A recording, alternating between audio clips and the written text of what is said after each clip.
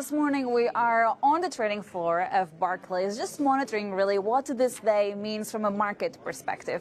Traders are getting busier and busier. They told me that things get a little bit quieter just before we get that rate decision, but then that volumes pick up significantly the moment we get data and indeed commentary from the ECB. Now, I already had a chance to speak to some of the analysts from Barclays about the impact of this rate decision on equities, what this means for macroeconomic picture as well. Later on, we will be interviewing the Chief Executive Officer for Barclays Europe, so stay tuned for that interview as well.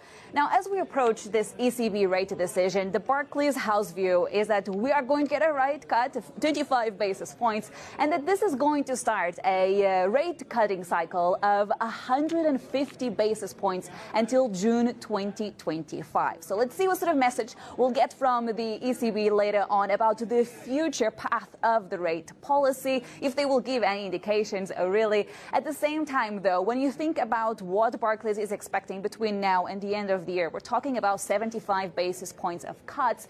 Other banks, however, are a little bit more aggressive in terms of how many cuts we are likely to see from the ECB between now and the end of the year. But as I was saying earlier, let's see what sort of direction we might get from the ECB later on today. Now, just a final point to talk about the macroeconomic projections that we'll also get from the ECB later on today. Barclays expects that both headline inflation and core inflation will be slightly revised upwards, and they are keeping a close eye on what we get in terms of core inflation numbers. So we're also keeping a close eye on that, essentially just to try to understand how the ECB is feeling in terms of the inflation path going forward, because of course this has been a huge drive for monetary policy so far. Let's see what will happen. We're approaching that key decision in just a couple of hours' time, and as I was saying earlier, we'll have more guests from the Barclays trading floor for you in just a couple of moments.